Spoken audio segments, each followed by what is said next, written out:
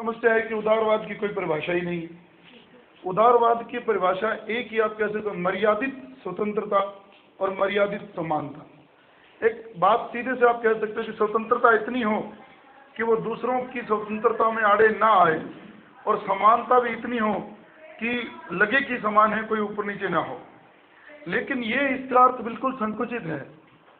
स्वतंत्रता अगर राजनीति में मिलेगी, हम राजनीति पढ़ रहे हैं, हम इतिहास पढ़ रहे हैं, तो जो सुधार होगा वो कहाँ होगा? सरकारों में। अगर सरकारों में सुधार करना है तो उदारवाद का मतलब क्या है? देखो, अब इसको समझने के लिए आपको एक बात ये समझनी है, जिन दिनों की घटना हम पढ़ रहे हैं उन दिनों में यूरोप में बहुत हलचल मची हुई। जैसे थोड़ा एक देश को पकड़ता हूं ताकि बात आपको समझ में आ जाए, सारे यूरोप को नहीं पकड़ेंगे। 1789 में फ्रांस में क्रांति हुई। किस चीज की स्थापना को लेकर? गणतंत्र की। गणतंत्र की स्थापना के प्रयास से पहले फ्रांस के आम आदमी को वोट देने का अधिकार नहीं था। फिर क्रांति हुई, क्रांति सफल ही नहीं हुई। नेपोलियन आया, नेपोलियन ने थोड़ा सुधार तो किया। हालांकि क्रांति के दौरान भी 4 संविधान लिखे गए, धीरे धीरे लोगों को वोट डालने की स्वतंत्रता मिलने लगी। लेकिन पूरी कब मिली? 1871 में, जब उस पर किसने अधिकार कर लिया? जर्मनी ने। भाई यही तो पढ़ते हो, जर्मनी का एकीकरण हुआ सेडान के युद्ध से, और फ्रांस के कुछ हिस्सों को छीन कर ले गया कौन? जर्मनी। तब जर्मनी में आंख खुली फ्रांस की जर्मनी के आक्रमणों से, और वहां पर उदारवाद। ये उदारवाद में फिर क्या कह रहा हूं, क्या घटा फ्रांस में जो उदारवाद हो गया? वो ये कि जब सत्ता राजभवनों से निकलकर, सत्ता कुछ राजघरानों के कुछ विशेष राजाओं के हाथों से निकलकर जब सत्ता जनता के चुने हुए प्रतिनिधियों के हाथ में आ जाए, या शासन चलाने में जनता अपने हिस्सेदारी पूरी तरह से निभाने लगे, या उनके ही चुने हुए लोग जब सत्ता में आ जाएं, और अगर संक्षिप्त बात कहूं, जब स्त्रियों को, पुरुषों को बिना संपत्ति के अधिकारों के वोट डालने का अधिकार मिल जाए, तो आप उसे कह सकते हो कि यूरोप में क्या स्थापित हो गया? उदारवाद। तो अब हम कहने को तो उदारवाद पढ़ रहे हैं, और कहने को हम पढ़ क्या रहे हैं कि दुनिया में विशेषकर 2 देशों के बारे में पूछा गया है, इंग्लैंड और फ्रांस में, वोट डालने का अधिकार लोगों को कैसे कैसे मिला। कहानी ये है, वोट डालने का अधिकार पढ़ रहे हो, इसका मतलब आप संसद के दोनों सदनों में जनता की प्रतिनिधित्व को पढ़ रहे हो। यहाँ इंडिया में आओ, यद्यपि देश का सर्वोच्च पद किसका है? राष्ट्रपति का। लेकिन हम राष्ट्रपति को तो नहीं चुनते, लेकिन हम राष्ट्रपति को चुनने वालों को तो चुनते हैं। विधानसभाओं के सदस्य, लोकसभाओं के सदस्य, या केंद्र शासित प्रदेशों के सदस्य, या जो मनोनीत सदस्य, इन 1-2 चीजों को छोड़ दें, हम लोग विधानसभा के लोगों को भी चुनते हैं, जैसे एमएलए कहते हो जिन्हें आप मेंबर ऑफ लेजिस्लेटिव असेंबली, या आप कहते हो एमपी मेंबर ऑफ पार्लियामेंट, सांसद जिसे कहते हो, विधायक जिसे कहते हो। अब सांसद और विधायक मिलकर एक निर्वाचक मंडल बनाते हैं, जिनके मतों का मूल्य भी निर्धारित होता है, और वो मूल्य मतों का किसके मतों में जाता है? राष्ट्रपति के चुनाव में, और फिर राष्ट्रपति निर्वाचित घोषित होता है।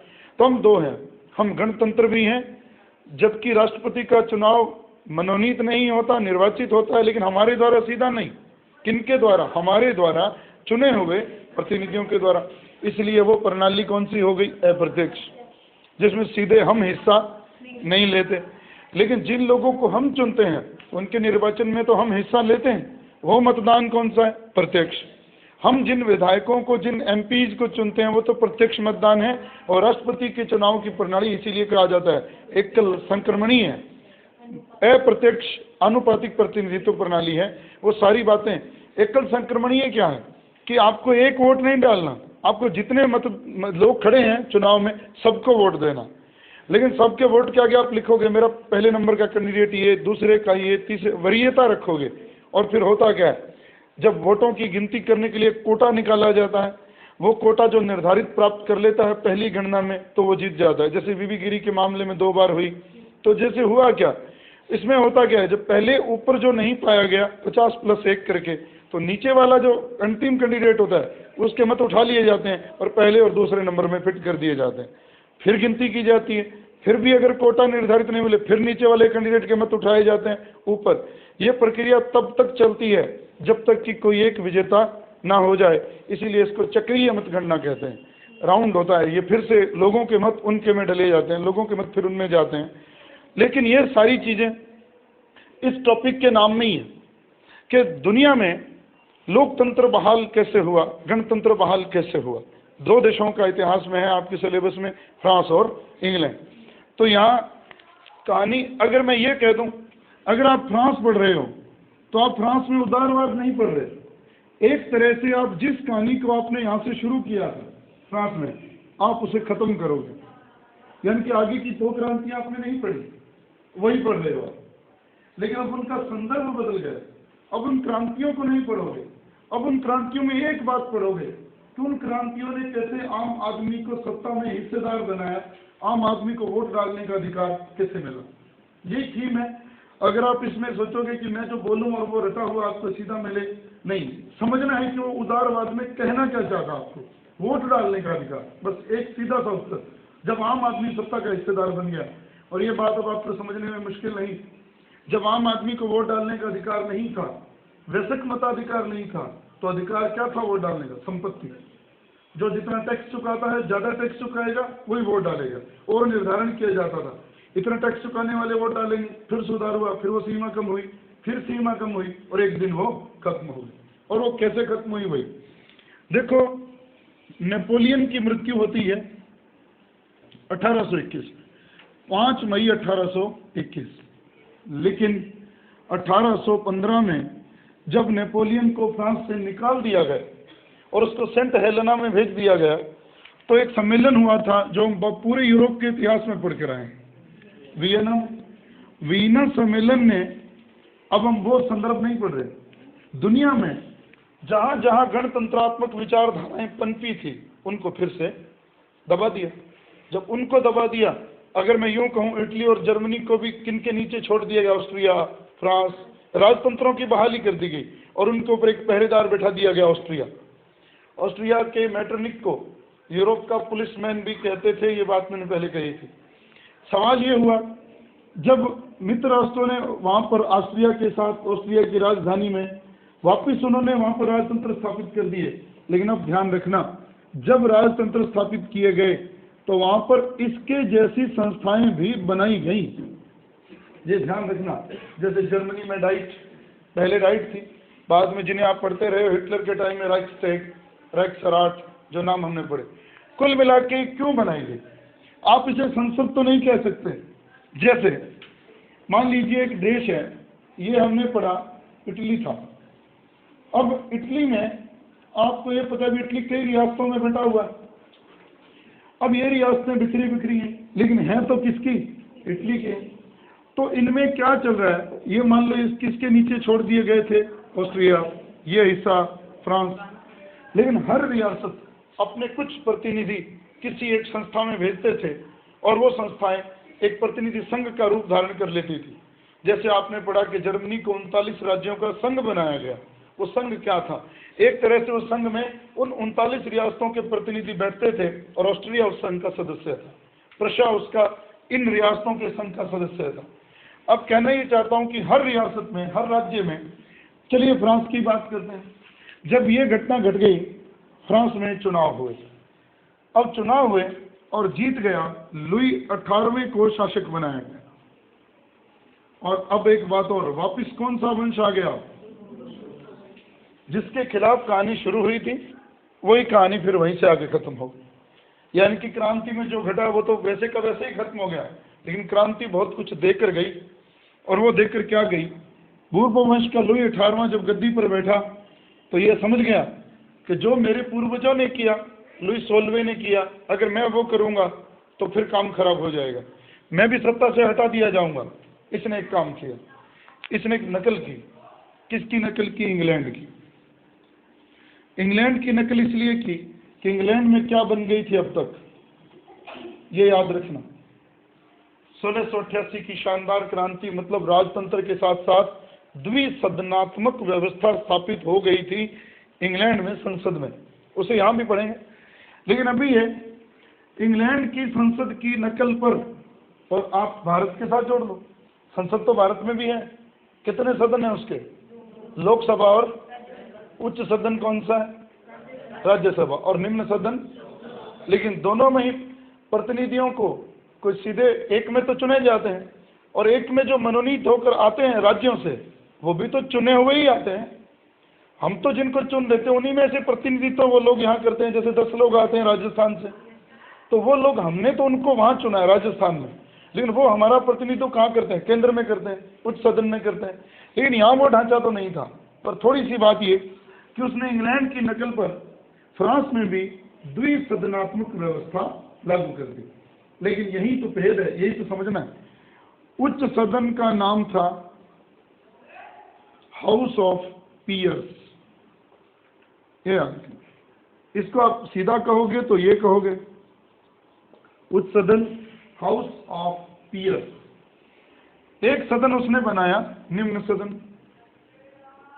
निम्न सदन का नाम था चैम्बर ऑफ डिप्टीज। ये हो गया दूसरा नाम, house of peers, chamber of deputies.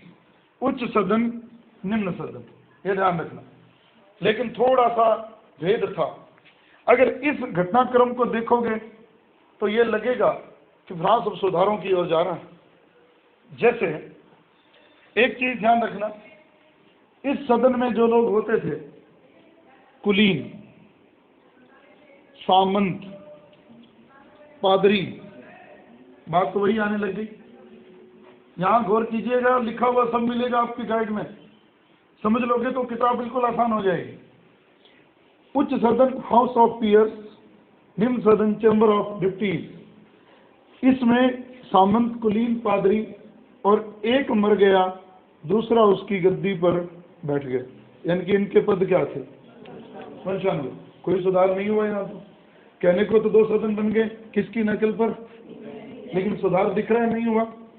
यहाँ जनता के द्वारा चुने हुए आते थे निम्न सदन में, लेकिन कोई भी प्रस्ताव जब पारित होना होगा तो सहमति साथ में किसकी भी चाहिए होगी।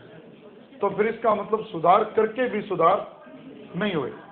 लेकिन फिर भी हम इसमें से कुछ अच्छा निकालेंगे कि लुई 18वें ने कम से कम पुरानी परंपरा तो तोड़ी, एक शुरुआत तो की, सदन बनाए, जनता को चुनने का अधिकार दिया, लेकिन अभी भी वो अधिकार संपत्ति का ही था। अब बात ये, इसके साथ 2 बातें और पढ़ लेना। उसने इस धर्म को राष्ट्र का धर्म घोषित कर दिया। इसमें आपको समझने में दिक्कत इसलिए नहीं होती, आपने अब तक जितना इतिहास पढ़ा है, एक बात सामने रही है, फ्रांस हमेशा से कुछ दबावों में आकर उसे जरूर प्रोटेस्टेंटवाद को, काल्विनवाद को मान्यता देनी पड़ी, लेकिन सामान्यतः वो किसके साथ रहा? कैथोलिक के साथ ही रहा है। रोम की सुरक्षा करनी, फ्रांस की जनता ज्यादा कैथोलिक थी, इसलिए कैथोलिक धर्म को राजधर्म घोषित किया गया और इसके साथ साथ लोगों को धर्म को मानने की स्वतंत्रता भी दे दी गई। ये है बहुत बड़ी बात। हमने तो कैथोलिक धर्म घोषित कर दिया, लेकिन आप कैथोलिक धर्म को मानो ये जरूरी नहीं है। ये फ्रांस में एक सुधार हुआ। ये है शुरुआत, उदारवाद की शुरुआत। समझ रहे हो क्या कहना चाह रहा हूं मैं? क्या बनने लगी हैं संसदें, जनता के उसमें प्रतिनिधित्व आने लगे हैं। लेकिन दुर्भाग्यपूर्ण घटना घटी, लुई 18वें की मौत हो गई 1800। ये 1814 में इसको बैठा दिया गया था गद्दी पे और 1824 में इसकी मौत हो गई। अब देखिए, जब वीना सम्मेलन पहले शुरू कब हुआ था? 14 में शुरू हुआ था। और याद हो, वो एल्बा से लौटकर वापस आ गया। कौन? नेपोलियन। 100 दिन शासन किया था, तो सम्मेलन बीच में रोकना पड़ा, उससे निपटना पड़ा, उसको भगाया, फिर 15 में बुलाया और इसी सम्मेलन में इस व्यक्ति को, लुई 18वें को, फ्रांस का शासक बना दिया गया। अब ये 24 में मर गया और अब गड़बड़ हो गई फ्रांस में। अब जो व्यक्ति वहां पर गद्दी पर बैठता है उसका नाम है चार्ल्स दशम। ये याद रखना। ये शासक अब आपको कई काम कर देंगे आपका, फ्रांस की क्रांतियां भी पढ़ा देंगे आपको, और हम जो थीम पढ़ रहे हैं कि उसमें लोगों को प्रतिनिधित्व कैसे मिला वो भी पढ़ा देंगे आपको। चार्ल्स दशम गद्दी पर बैठा 1824 में और उसने एक बात कह दी कि मैं इस व्यवस्था के साथ नहीं चलूंगा, मैं द्विसदनात्मक व्यवस्था के साथ नहीं चलूंगा। और वो कहता था कि इंग्लैंड के राजा की तरह जीवन जीने से अच्छा है एक लकड़हारा होकर मर जाऊं। बात याद रखना, चार्ल्स दशम, कि इंग्लैंड के राजा की तरह जीवन जीने की अपेक्षा एक लकड़हारा होना बेहतर है। मैं इस व्यवस्था को नहीं चलाऊंगा। उसने इस पर प्रतिबंध लगा दिया, इसको भंग कर दिया। उसने पत्र पत्रिकाओं पर प्रतिबंध लगा दिए और जनता ने कर दिया उसके खिलाफ विद्रोह। और यह घटना जब घटी तो साल था 1830 और महीना था जुलाई। इसीलिए इस क्रांति को जुलाई की क्रांति भी कहते हैं। किसके खिलाफ हुई वो? चार्ल्स दशम के खिलाफ। चार्ल्स दशम ने, अगर मैं यूं कहूं, लुई 18वें के द्वारा अपनाए गए प्रारंभिक सुधारों को खत्म कर दिया, उस पर पानी फेर दिया तो भी गलत नहीं है। उसने द्विसदनात्मक व्यवस्था का गला घोंट दिया तो भी गलत नहीं है। और उसका स्टेटमेंट यह है कि इंग्लैंड के राजा की तरह जीवन जीने से बेहतर है एक लकड़हारा होकर मर जाना। उसने इसके पत्र पत्रिकाओं पर प्रतिबंध लगा दिया।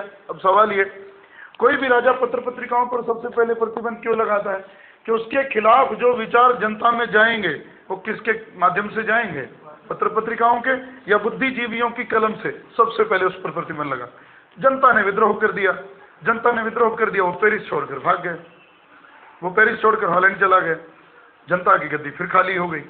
इसको कहते हैं 1830 ईस्वी की क्रांति, जुलाई क्रांति। अब लौटकर उधर जाओ, इटली और जर्मनी के एकीकरणों में हम पढ़ते थे दो तत्व, बाधक तत्व और सहायक तत्व।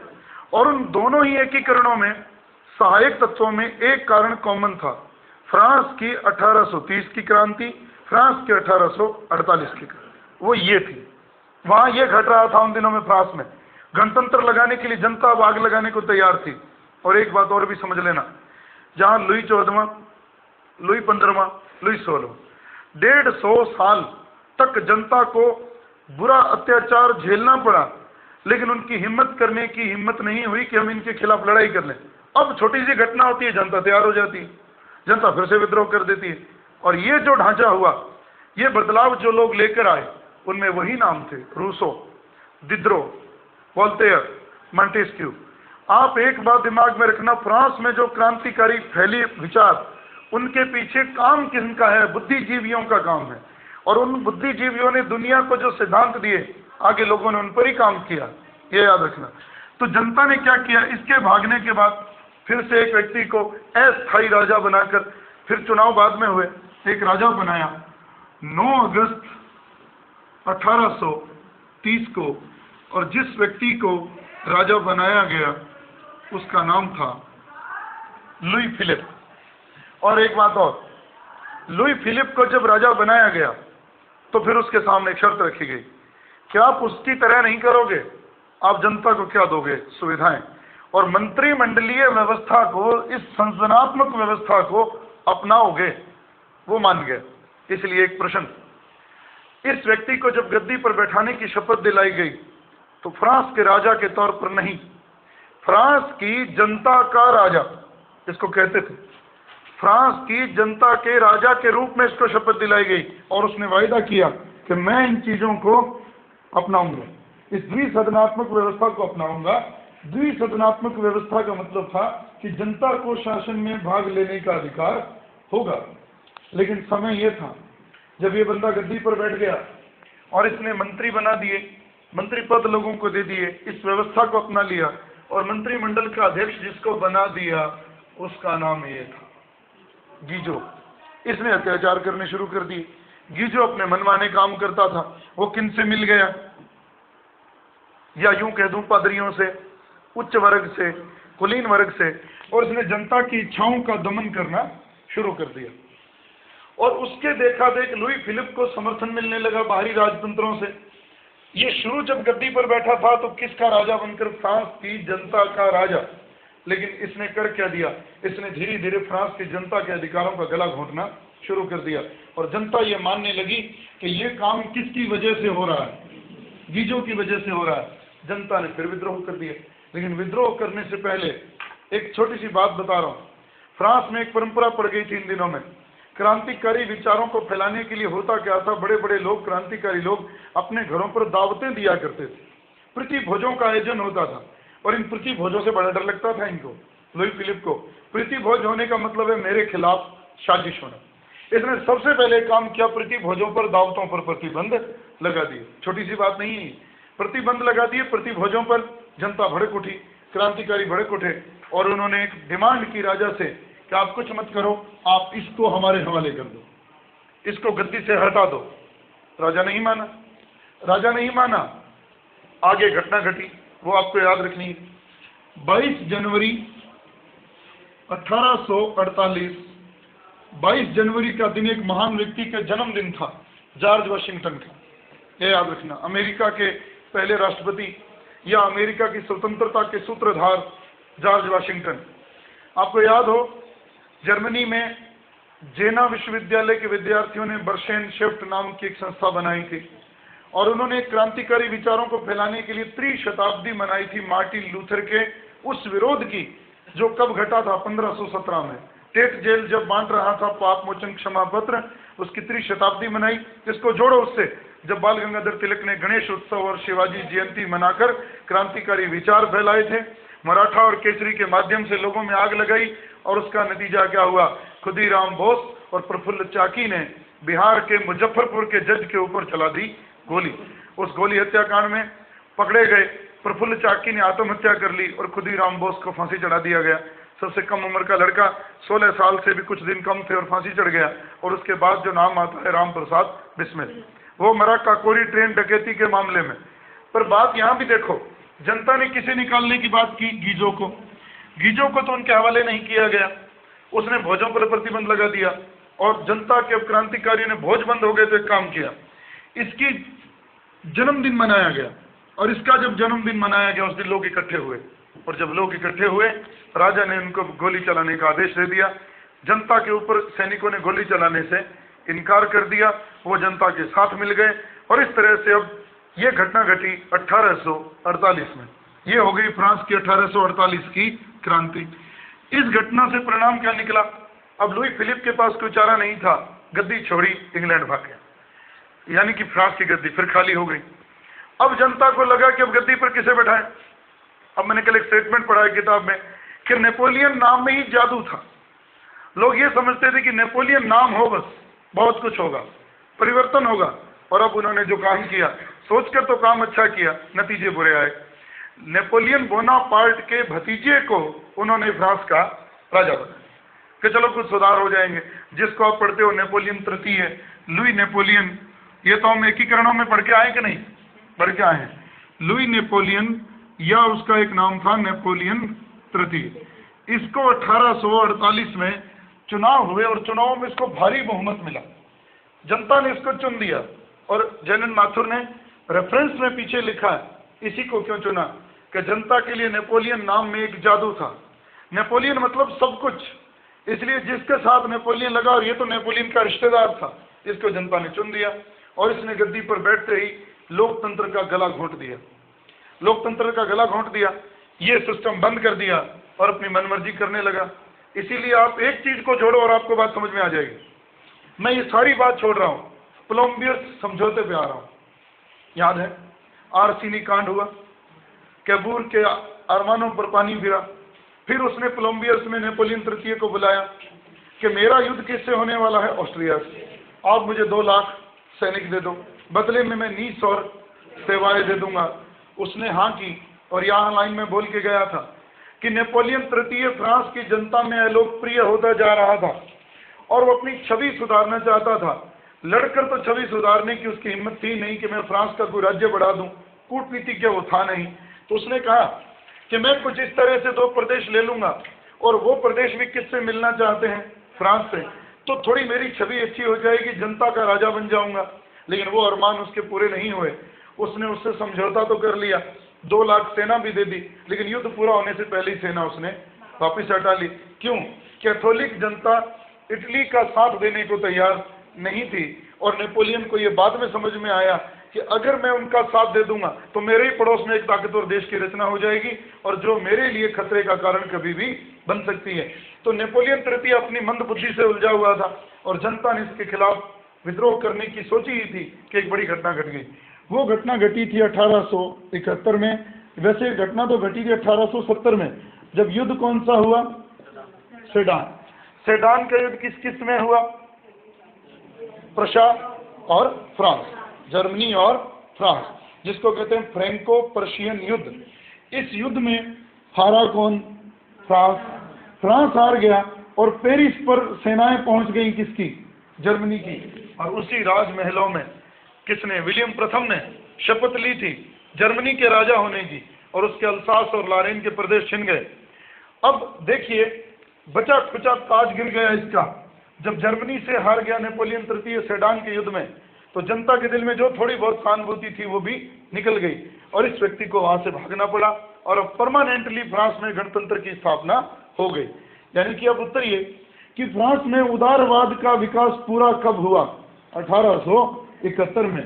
और जब क्या हुआ था, जर्मनी ने फ्रांस पर कर लिया था आधिपत्य, संधि हो गई पेरिस की, और उसने अल्सास और लॉरेन के प्रदेश छीन लिए। पेरिस में उसने अपना राज तिलक करवाया, और इस तरह से नेपोलियन तृतीय का भी अंत हुआ, और फ्रांस 3 क्रांतियों से गुजरता हुआ आखिरकार एक गणतंत्रात्मक फ्रांस बन गया। तो ये तो बात थी ये। अब हम बात करेंगे इंग्लैंड की। ठीक है, अब जाके आज ही इसे पढ़ना, तब बात ठीक हो जाएगी, नहीं तो ये मामला फिर निकल जाएगा। इतनी ही कहानी है, ये समझ लेना, और आपको कोई तथ्य याद करने की जरूरत नहीं है। यही घटनाएं हैं जो आपको इस चैप्टर में, पेपर में मिलने वाली। अब इंग्लैंड प्रश्न यहां से आएगा, और मैंने एक परसों ही कहा था जब हम ये चैप्टर पढ़ेंगे तो एक अंतिम, जब मैं अंत में लाइन बोलूंगा इस चैप्टर के, इंग्लैंड में लोगों को वोट डालने का अधिकार स्त्रियों को कब मिला, ये प्रश्न आया, कॉलेज लेक्चर में आया था, और यही सबसे बढ़िया, यही एक प्रश्न। 1928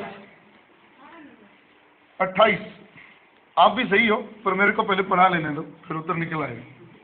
1918 में 30 साल की उम्र से ज्यादा वाली औरतों को मिला था, और 1928 में 21 साल से ऊपर की महिलाओं को सबको मताधिकार मिल गया। पर पहले ये, अभी मैंने ये कहा था कि इंग्लैंड में संसद तो कब बन गई थी, 1688 में, लेकिन इसके बड़े बुरे दिन चल रहे थे। 100 साल राजतंत्र के साथ संघर्ष करने के बाद इंग्लैंड ने संसद बना दी, जिसमें जनता के चुने हुए प्रतिनिधि आने लगे। लेकिन ये एक मामला शुरू में समझ में आ जाए तो काम चलेगा। इस संसद के 2 सदन थे इंग्लैंड में। एक को तो कहा जाता था हाउस ऑफ लॉर्ड्स, जिसको आप कहते हो उच्च सदन। अब दूसरा जो सदन था हाउस ऑफ कॉमन्स, जिसको आप ये नाम भी दे सकते हो लोक सदन या निम्न सदन।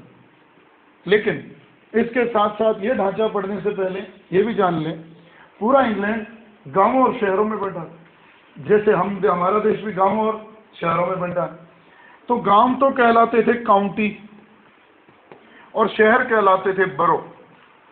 आज भी क्रिकेट देखते हैं तो काउंटी क्रिकेट होता है, वो ग्रामीण लोगों को प्रोत्साहन दिया जाता है। अब जो बरो हैं उनमें तो वो आते हैं मैनचेस्टर, लिवरपूल, लंदन, बड़े बड़े नाम है ना। और ये थे गांव, छोटे और बड़े। सवाल ये था, जब ये संसद बनी थी तो 2 जगहों से ये प्रतिनिधि चुनकर यहाँ आते थे। ठीक है, इसमें तो दोनों से ही नहीं आते थे। इस सदन में ना तो गांवों से ना शहरों से, ये चुने जाते थे राजा के द्वारा, नियुक्त किए जाते थे। बड़े बड़े सामंत, बड़े बड़े उच्च घरानों के लोग, और ये भी वंशानुगत। यहाँ जो लोग चुनकर आते थे वो यहाँ से आते थे। एक बात ये समझना, जब वो यहाँ से चुनकर आते थे इसमें भी मामला खराब था। कहते हैं जब औद्योगिक क्रांति हो गई इंग्लैंड में, लोग पैसा कमाने के चक्कर में गांव छोड़ छोड़ कर कहाँ चले गए, और अगर मैं कहूँ कहाँ चले गए, भीड़ कहाँ बढ़ने लगी, बरों में खाली होने लगे गांव। तो गांव तो खाली हो गए, लगभग भीड़ चली गई। जो लोग थोड़े से बच गए उनमें या तो वो लोग थे जो थोड़े से लोगों के नौकर थे, जैसे आज भी गांव में हम किसी को सिरी रख लेते, उसका अधिकार होता है कि आपकी खेती पर नहीं होता, वो जो करता है आपके लिए करता है, उसको मेहनताना मिल जाता है। और इंग्लैंड में दुर्भाग्य ये था, उन लोगों को भी टैक्स चुकाना पड़ता था, जो लोग क्या थे, जमींदारों के अधीन काम करते थे, छोटे मोटे मजदूर, श्रमिक। तो सवाल ये रहा, अब देखो इसमें तो जो लोग चुनकर आएंगे वो कौन हो जाएंगे, राजा के चाहने वाले। और शहरों में भी जो लोग आते थे वो अब किन की तरफ से आने लगे, पूंजीपतियों का बहुमत हो गया वहां, क्योंकि वो लोग तो जाके उनकी नौकरी कर रहे थे। वो बात आगे खुल जाएगी कि पूंजीपति ही क्यों। और यहाँ जो लोग बच गए थे उनमें भी ज्यादातर बहुमत किनका था, जमींदारों का। चलो मान लो श्रमिक भी बराबर थे, वो वोट देकर अपने बंदे पहुंचा सकते थे। सवाल ये था, मतदान खुले में होता था। मतदान खुले में होता था, इससे एक नुकसान और होता था, वही जमींदार लोग डरा धमका कर लोगों से अपने पक्ष के लोगों को वोट दिलवा लेते थे। यानी कि कुल मिलाकर संसद तो थी, लेकिन जनता का प्रतिनिधित्व उसमें अभी भी नहीं था। तो समझ आ गई बात, हालात कितने खराब थे। और अब इंग्लैंड की सरकारों ने समय पे इसके साथ किए सुधार। हालांकि इस संसद में ये पद तो था, प्रधानमंत्री तो था, लेकिन प्रधानमंत्री जिन लोगों का वो होता था वो दोनों ही तरफ से, इधर जमींदार और इधर बड़े बड़े पूंजीपति और इधर राजा के चाहने वाले, तो नुकसान हो गया। अब सवाल ये उठा, पहला सुधार इंग्लैंड में किया गया 1832 में, क्या याद रखना, पहला सुधार अधिनियम, प्रथम सुधार किनमें, किसमें, प्रजातंत्र बनाने में, इंग्लैंड को लोकतंत्र बनाने में पहला सुधार। और वो सुधार समझना है, हर लाइन आपकी किताबों में लिखी है, पर बात एक ही है, यही मामला खराब होता था, काउंटी और बरो, काउंटी गांव, बरो शहर। अब सवाल ये, 1832 में हुआ क्या, जब सरकार ने देखा, उस समय जो प्रधानमंत्री था वो ये था, ग्रे, ग्रे उस समय प्रधानमंत्री था इंग्लैंड का, और उसने देखा चुनाव हो रहे हैं फिर भी जनता का प्रतिनिधित्व सदनों में नहीं है, कम से कम इसमें भी नहीं है। तो उसने क्या किया, गांवों की जनसंख्या कम हो गई, सीटें अभी भी उतनी पड़ी हैं, उनका प्रतिनिधित्व संसद में उतना ही पड़ा है। तो इसने कहा कि इसको सुधार करें। तो उसने कहा कि जिस गांवों की आबादी 2000 से कम है उससे कोई प्रतिनिधि नहीं आएगा, जिन गांवों की आबादी 2000 से लेकर 4000 के बीच में है वो कितने प्रतिनिधि भेजेंगे, एक। इससे हुआ क्या, जिन गांवों की आबादी 2000 से कम थी, यानी कि जमींदार ज्यादा इसमें छूट गए, जमींदार बाहर रह गए, क्योंकि जिन गांवों में ज्यादा संख्या किनकी थी, थोड़े लोग रहते थे, उनमें भी ज्यादा कौन थे, जमींदार, तो उनको तो प्रतिनिधि भेजने का अधिकार भी खत्म हो गया। जिन गांवों में जमींदारों के साथ काम करने वाले लोग और भी भीड़ थी, जिन गांवों में थोड़ी बहुत, उनको कितने प्रतिनिधि भेजने का अधिकार मिला। अब एक सवाल तो ये भी तो हो गया, जब पद कट गए, पद कम हो गए, तो इसमें भी तो संख्या वो कम हो जाएगी। जैसे मान लो यहाँ पहले 400 पद हैं, जब इस कैटेगरी में कुछ लोग आ गए तो यहाँ तो पदों में कटौती हो जाएगी, भीड़ कम हो जाएगी। तो इस नियम से इतने पद कम हो गए, इतने प्रतिनिधि कम हो गए। लेकिन अब जो आएंगे क्या वो सारे जमींदार होंगे, नहीं होंगे। लेकिन सवाल ये है, जो आएंगे फिर वो कौन होंगे। अब यो सुनो, शहरों में तो जो लोग 10 पाउंड वार्षिक टैक्स अदा करते हैं कोई भी, वो इसका सदस्य बन सकता है। और एक मजे की बात, जो लोग शहर के नहीं हैं, कहाँ से गए हैं, गांव से, वहाँ किराए लेकर मकान रहते हैं, और वो भी इतना टैक्स अगर अदा करते हैं शहर का साल का, तो वो भी इसके प्रतिनिधियों को चुनाव देने का उनको अधिकार है। तो बरों के मामले में तो ये फैसला आया, और क्या रखी गई सीमा, 10 पाउंड वार्षिक, ये ध्यान रखना। अब आ गया मामला गांवों का। अब गांवों में अब शर्त है, प्रतिनिधि आएगा कहां से, 2000 से 4000 के बीच में। तो इसमें भी शर्त ये रखी गई, जो जमींदार जो इस पद पे बैठा है वो 2 पाउंड वार्षिक अगर किराया टैक्स चुकाता है तो वो अपना प्रतिनिधि भेज सकता है, चुनाव कर सकता है, मतदान कर सकता है। और देखिए बाकी के जितने भी लोग हैं वो अगर इतना टैक्स साल का चुकाते हैं तो वो प्रतिनिधि भेज सकते हैं। तो समझ सकते हो क्या हुआ होगा। सुधार करके भी सुधार, अब जो भी लोग गए फिर वो कौन गए, जमींदारों के चाहने वाले गए, क्योंकि इतना टैक्स 50 पाउंड, एक शहर का आदमी 10 पाउंड चुका के भी पहुंच नहीं सकता, बहुत लोग रह जाते थे इसमें, तो वो 50 पाउंड देगा। इससे एक बात और भी सामने आती है कि इंग्लैंड में भी उन दिनों में टैक्स व्यवस्था कितनी भांडी थी। ये जमींदार लोग आम आदमी से अगर इतना लूट रहे हैं तो उनका जीवन कैसा रहा होगा। 50 पाउंड आज भी बहुत होते हैं, 90 रुपए होते हैं एक पाउंड में, और जब ये जोड़ दो और आज अगर 90 के हिसाब से इसको गुणा कर दो, 4-5 हजार रुपए हो गए साल के, तो 5000 रुपए की कीमत उस समय कितनी रही होगी, 200 साल पहले। जहाँ 1 रुपए का किलो घी आ जाता हमारे ही देश में, आज 600 रुपए किलो कोई नहीं देता। मुझे याद है मेरे गुरुदेव कहा करते थे, अक्सर ही उनके जब मैं सुनने जाता तो एक बार उनके मुंह से मैंने सुना कि जब मैं यहाँ आया था नया नया राजस्थान में पंजाब से, तो जहाँ मैं रुका था तो यहाँ कोई सड़क भी नहीं थी, दूर दूर तक टीले थे। और उन दिनों में अगर कोई गांव वाले घी बेचने आते थे लोग, आज तो उन्हीं साइकिलों पे घी बेचने आते थे लोग, गुड़ बेचने आते थे, तो अगर कोई कह देता था कि गुड़ तोल के देता और गुड़ थोड़ा सा कम दे देता तोड़ते कहती थोड़ा और डाल दे, तो कहता था ये घी थोड़ा ही है, ये गुड़ है, और आज ये घी है, घी नहीं है, ये गुड़ है। तो मामला आज किसकी कीमत ज़्यादा हो गई? आज घी की कीमत ज़्यादा हो गई। तो यहाँ सुधार करके भी सुधार नहीं हुआ। चलो ये सुधार गया। अब दुखी कौन थे? मजदूर वर्ग। इस पर तो अभी बात ही मत करो, जब इनको ही नहीं मिल रहा तो महिलाएं तो बहुत दूर हैं, इनका तो खेल ही नहीं है नजदीक, वो तो बाद में। अब अगला सुधार जो हुआ उसको कहते हैं दूसरा सुधार अधिनियम 1867। इस समय जो प्रधानमंत्री था इंग्लैंड का, उसका नाम था डर्बी, और इसके प्रधानमंत्रित्व काल में इसके मंत्रिमंडल का जो अध्यक्ष था वो व्यक्ति था डिजरेली।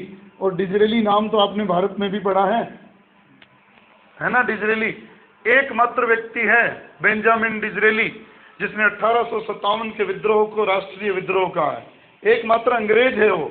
बाकी सब लोगों ने, मजूमदार तक ने कह दिया ना तो ये पहला, ना ये राष्ट्रीय, और ना ही स्वतंत्रता के लिए लड़ा गया प्रयास।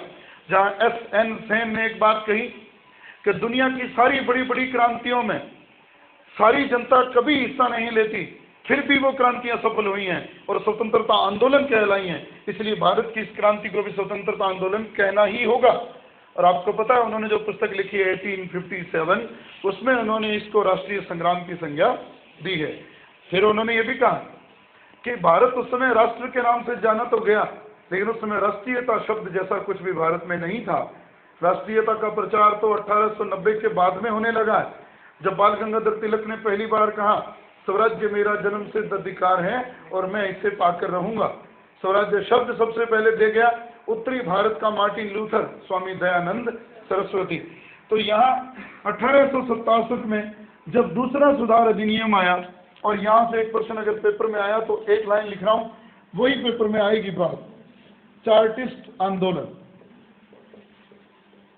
चार्टिस्ट आंदोलन इस समय घटा और लगभग 10 साल तक ये चलता है। थोड़ा थोड़ा तो बहुत बाद तक चलता रहा, ये उसका एरिया है। 1838 में हुआ। ये क्या था? इसका उत्तर इतना सा है कि जब ये घटना घटी थी, पहला सुधार अधिनियम आया था, तो कौन वंचित रह गए थे? ज्यादा मजदूर वंचित रह गए। तो मजदूरों ने क्या किया, इस नए प्रधानमंत्री को उन्होंने एक लिखित में वक्तव्य दिया, हमें ये सुधार चाहिए। और वो सुधार उन्होंने क्या बना कर दिया, एक चार्ट के रूप में। तो चार्ट के रूप में दिया, मजदूरों ने हस्ताक्षर करके हजारों की संख्या में। और उन्होंने जब उनकी मांगे नहीं मानी गई, ठुकरा दी गई, तो उन्होंने आंदोलन कर दिया। इसलिए इसी के नाम पर उनका नाम पड़ गया चार्टिस्ट आंदोलन। ये याद रखना। चार्टिस्ट आंदोलन 1838 से 1848 जब हुआ तो सरकार को विवश होकर कुछ सुधार करने पड़े, और वो सुधार इस कैटेगरी में आए जिनको कहते हैं दूसरे सुधार अधिनियम। एक ही लाइन लिख रहा हूं, सिर्फ ये घटा, ये अब ये हो गया, बस और कुछ नहीं पढ़ना इसमें। इससे एक चीज हुई, अब उत्तर निकालना। ये सीमा कम कर दी गई, 12 पाउंड कर दी गई। अब आप ये तो मान सकते हो कुछ लोग जरूर ही बढ़े, मत देने वाले लोगों की संख्या जरूर बढ़ेगी।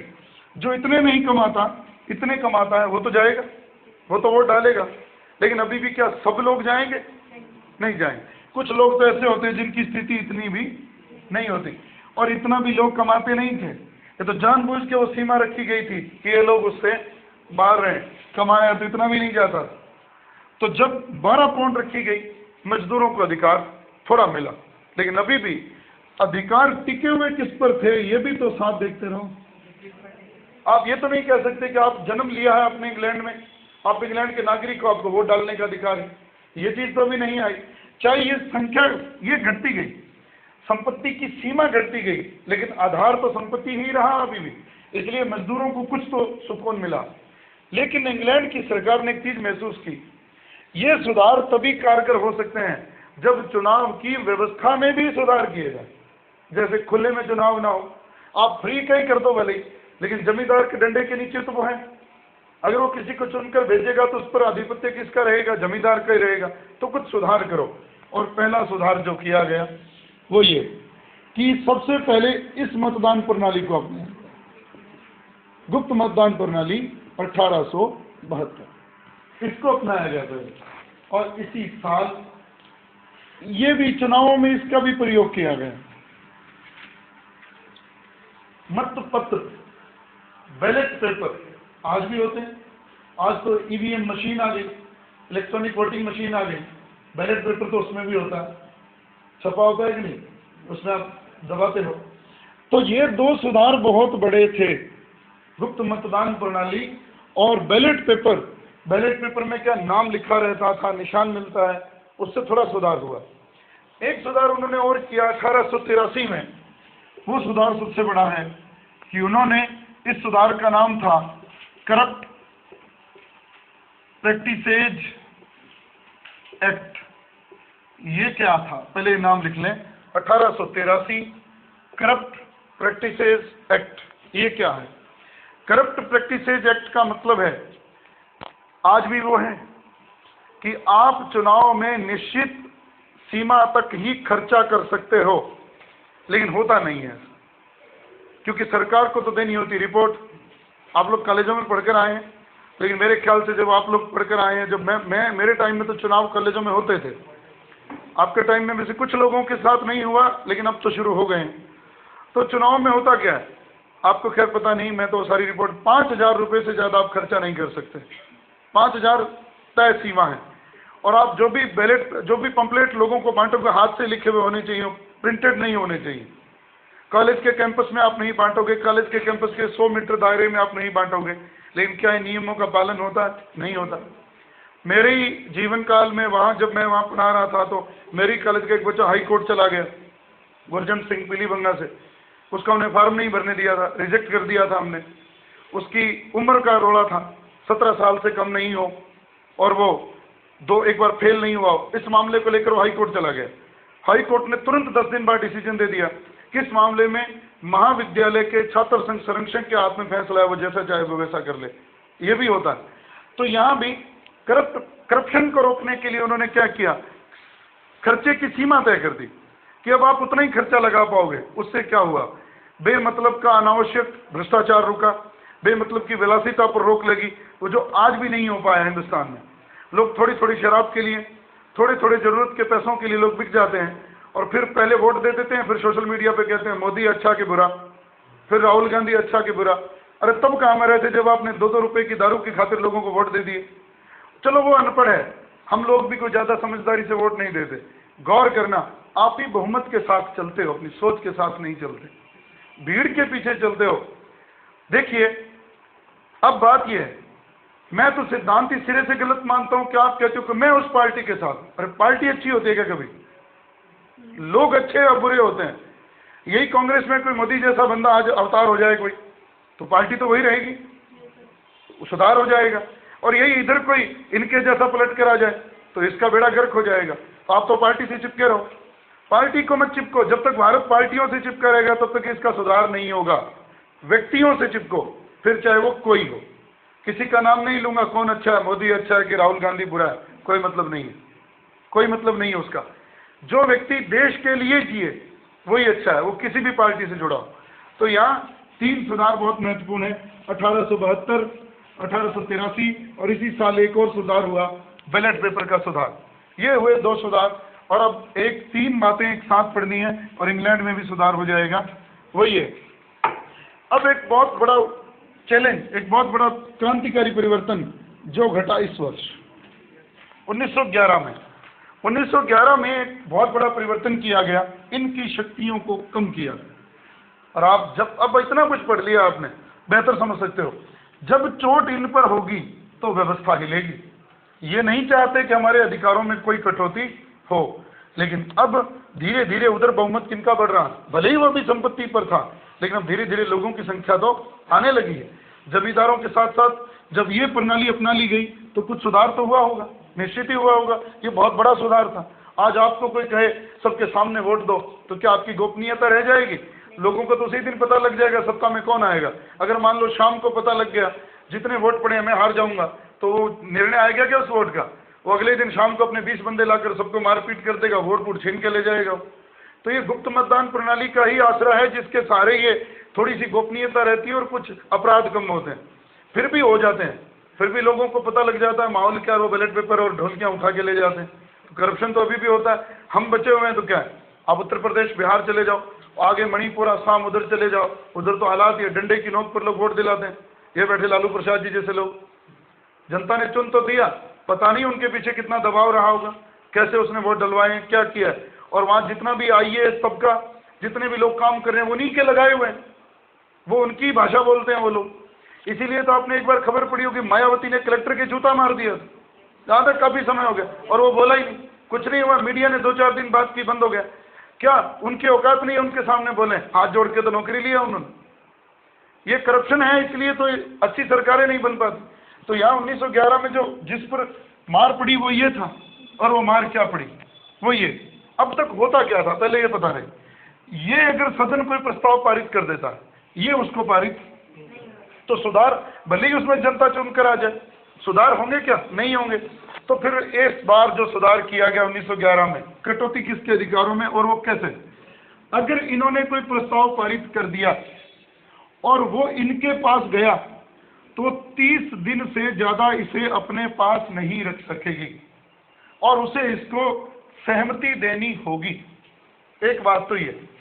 दूसरी बात ये, अगर ये लोग किसी प्रस्ताव को लगातार 3 सत्रों में, सत्र समझते हो, एक बार सत्र हुआ, फिर टला, फिर सत्र हुआ। हमारे यहाँ तो गैप थोड़ा ज्यादा है, ज्यादा से ज्यादा 6 महीने नहीं होने चाहिए, लेकिन होती रहती है मानसून सत्र, शीतकालीन सत्र, ग्रीष्मकालीन सत्र या आपातकालीन। तो ये बात है कि अगर 3 सत्रों में लगातार इस किसी प्रस्ताव को ये लोग पारित कर देते हैं और उसको ये व्यक्ति भी स्वीकार कर ले, राजा, तो फिर ये उसे मना नहीं करेगी, करेगी तो भी वो कानून की शक्ल ले लेगा। इससे अब क्या हो गया, ये सत्ता अब टूट गई। और अब आप समझ सकते हो, जब ये सत्ता टूट गई तो वास्तव में इंग्लैंड आजाद हुआ। अभी वोट डालने का अधिकार सबको नहीं मिला, लेकिन इंग्लैंड को एक बोझिल व्यवस्था से आजादी मिल गई, जो व्यवस्था किसके ढांचे में ढली हुई, जब तक कहने को संसद थी, लेकिन अभी भी चल क्या रहा था, कुलीन तंत्र, सामंत तंत्र चल रहा था। उसको तोड़ा किस एक्ट में? 1911 के एक्ट में। और उसने किस में कमी की? हाउस ऑफ लॉर्ड्स में। अब आती है बात, अब जनता ने फिर शोर मचाया। अब एक औरत ने शोर मचाया कि हमें भी मताधिकार चाहिए, और वो जो लड़की थी, वो जो औरत थी, एक वकील की पत्नी थी। ये नाम बहुत अलग है, ये नाम है उसका पेंकसल्ट, ये औरत का नाम था, जिसने औरतों के मताधिकार के लिए मांग की थी इंग्लैंड में सबसे पहले, और इसने इसको आंदोलन बना दिया। श्रीमती पेंकसल्ट, एक वकील की पत्नी थी, पेंकसल्ट, जिसने स्त्रियों के मताधिकार के लिए प्रयास किया, और ये प्रयास रंग लाया। और वो प्रयास ये था, 1918 ईस्वी में सरकार ने इस उम्र से ऊपर, 30 वर्ष से ऊपर की महिलाओं को वोट डालने का अधिकार दे दिया। किसके प्रयासों से? श्रीमती पेंकसल्ट के प्रयासों से। और अब ध्यान रखना, 1918 के 10 साल बाद 1928 में, अब एक बात और भी है, ये इतना दबाव इन पर पड़ा क्यों? अब आ जाइए, वर्ष कौन से हैं ये? 1928। और 1928 में दुनिया का माहौल क्या था? गरमाया हुआ था माहौल, तानाशाहों का उदय हो रहा था, 2 विश्व युद्धों के मध्य का विश्व था, 1919 से लेकर 1945 तक। और इस समय व्यवस्था क्या थी? एक तरफ तो दुनिया क्या बन रही थी? धुरी राष्ट्रों में बन रही थी, रोम, बर्लिन, टोक्यो। दूसरी तरफ रूस, फ्रांस, चीन, अमेरिका, इंग्लैंड। ये दुनिया में एक बात का प्रचार बड़े जोर शोर से कर रहे थे। क्यों? कि हम प्रजातंत्र के रक्षक हैं। उसकी वजह क्या थी? अब इसकी वजह आज सामने लाता हूं, अब तक इस पर बात नहीं हुई। एक चीज देखो, इस धुरी से सब लोग डर रहे थे, रोम, बर्लिन, टोक्यो से। तानाशाह कहते थे, जापान, इटली और जर्मनी। सवाल ये है कि इनके खिलाफ दूसरों को भी तो मित्र चाहिए ना सुरक्षा के लिए। जैसे इंग्लैंड को मित्र चाहिए, अकेले फ्रांस से काम नहीं बनेगा, फ्रांस के हालात अच्छे नहीं थे। रूस भी चाहिए, अमेरिका भी चाहिए। तो अमेरिका एक शर्त पे आता था कि आप अगर राजतंत्रों को बढ़ावा देते हो तो मैं आपके साथ नहीं हूं। तो इन्होंने अपनी स्थिति मजबूत करने के लिए, दुनिया का मानसिक संतुलन बनाए रखने के लिए, या दुनिया का नैतिक समर्थन प्राप्त करने के लिए इन्होंने दावे क्या किए? हम किसके साथ हैं? लोकतंत्र के। और जब लोकतंत्र के साथ हैं, आप ये दावा करते हो, तो आपसे फिर मांग कौन करेंगी? महिलाएं मांग तो करेंगी चुनाव की। उन्होंने मांग की और उसका पहला उत्तर तो ये था और उसका दूसरा उत्तर ये था कि 21 वर्ष से ज़्यादा उम्र की कोई भी महिला मताधिकार से वंचित नहीं की जाएगी। और जिस दिन ये अधिनियम पारित हुआ उस दिन इंग्लैंड वास्तव में लोकतंत्र व्यवस्था में प्रवेश कर गया। ये एक टॉपिक था आपके सिलेबस का जो बहुत बड़ा था, जो है बड़ा आसान किया है और अब इसमें और कुछ है नहीं। आप इसको पढ़ना और